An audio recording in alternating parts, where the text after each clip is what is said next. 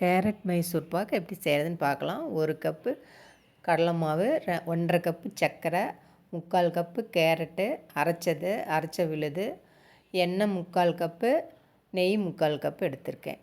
இப்போ எடுத்த 1 கப்பு கடலை மாவை வறுத்து ஜலிச்சுக்கலாம்.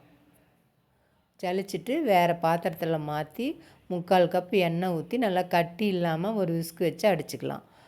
அடுத்ததாக நெய் தடவி தட்டை எடுத்து ரெடி பண்ணி வச்சுக்கலாம்.